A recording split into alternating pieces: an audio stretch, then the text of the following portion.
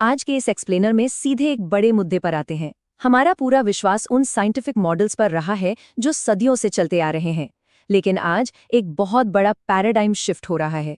एक ऐसी हलचल जो हमारे अनंत ब्रह्मांड यानी मैक्रोस्केल और हमारे दिमाग के सबसे छोटे हिस्सों यानी माइक्रोस्केल दोनों की समझ को हिलाकर रख रही है।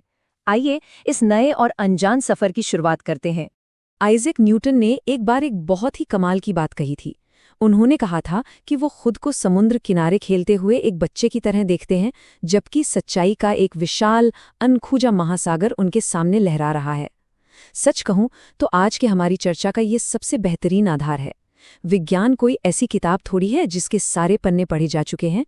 ये हमें याद दिलाता है कि अभी भी कितना कुछ ऐसा है जो खोजा जाना बाकी है। एस्ट्रोफिजिक्स से लेकर न्यूरोसाइंस तक के इस लंबे सफर को हम कुछ इस तरह तय करेंगे। पहले हम उन सच्चाइयों की बात करेंगे जो अब तक छिपी हैं, फिर ब्रह्मांड के जन्म पर जाएंगे, उसके बाद डार्क मैटर की मिस्ट्री, ग्रेविटी के अजीब बर्ताव और आखिर में क्वांटम माइंड और रियलिटी पर नई सोच को समझेंगे। तो चलिए इस पहले हिस्से में चलते हैं।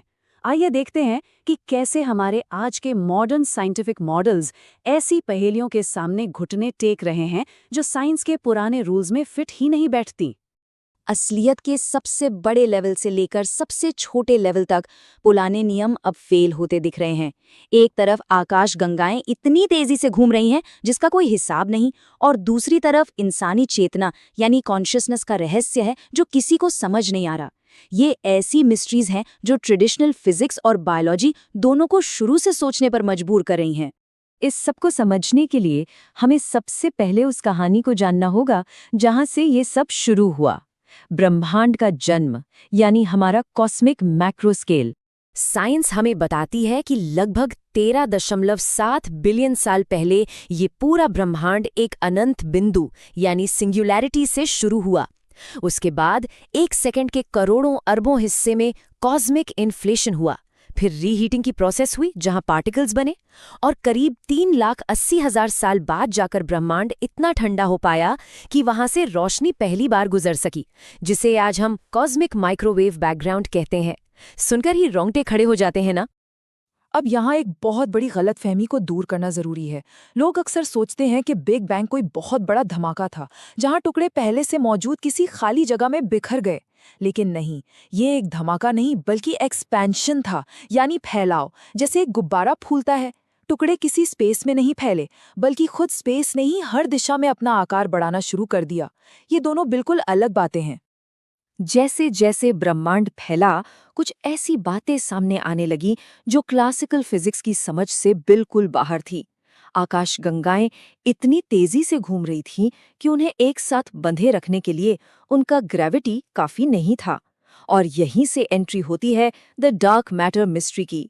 85%! सोचिए एक बार, ये कोई छोटा मोटा आंकड़ा नहीं है।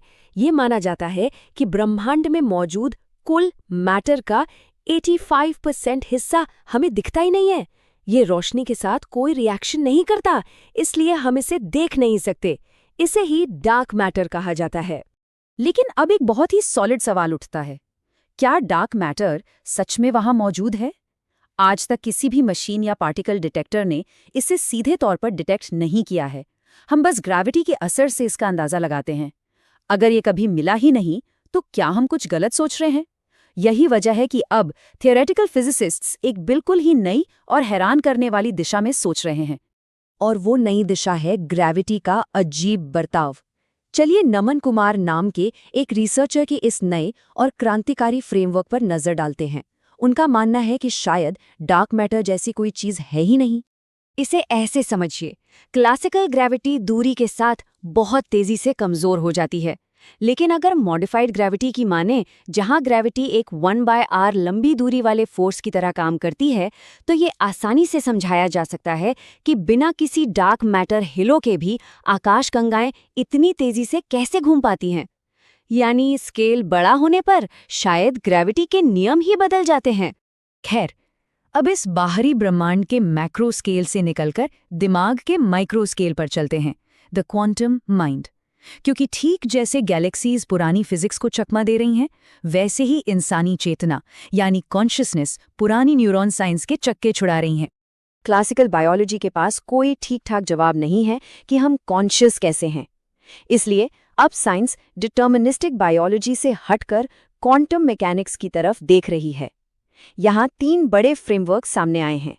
पहला, ऑर्क-ओआर थ्योरी, जो कहती है कि न्यूरॉन्स के अंदर माइक्रोट्यूब्यूल्स में ये काम होता है। दूसरा, CEMI फील्ड थ्योरी, जो पूरे न्यूरल नेटवर्क के आसपास के इलेक्ट्रोमैग्नेटिक फील्ड पर फोकस करती है। और तीसरा है पोजनर मॉडल, जो न्यूरॉन्स के बीच आपस में इंटरैक्ट करने वाले मॉलिक्यूल्स की बात करता है। अगर इस पॉजनर मॉडल के थोड़ा और डेप्थ में जाएं, तो हमें पता चलता है कि दिमाग को एक मॉलिक्यूलर क्वांटम कंप्यूटर की तरह काम करने के लिए बहुत ही एग्जैक्ट कंडीशंस चाहिए। जैसे लंबा कोहेरेंस बनाए रखने के लिए फॉस्फोरस न्यूक्लियर स्पिन, ट्रांसपोर्ट के लिए फॉस्फेट आयंस, क्वांटम मेमोरी को सुरक्षित रखने वाले पॉजनर क्लस्टर्स और क्वांटम एंटैंगलमेंट पैदा करने वाला पायरोफॉस्फेटेज एंजाइम। एकदम परफेक्ट कॉम्बिनेशन। अब यहाँ इस चार्ट को देखिए, ये बात सच में हैरान करती है। हमारा दिमाग अंदर से गर्म और शोर शराबे वाला होता है, जहाँ क्वांटम स्टेट्स आसानी से टूट सकती हैं। लेकिन मॉडल दिखाता है कि पोजनर क्लस्टर की एक खास टेट्राहीड्रल ज्योमेट्री बाकी किसी भी बायोलॉजिकल स्ट्रक्चर के मुकाबले क्वांटम एंटैंगलमेंट को सबसे लंबे समय तक सुरक्षित रख सकती है। इसका मतलब दिमाग अपने इस माहौल में भी क्वांटम सीक्रेट्स बचाकर रख सकता है।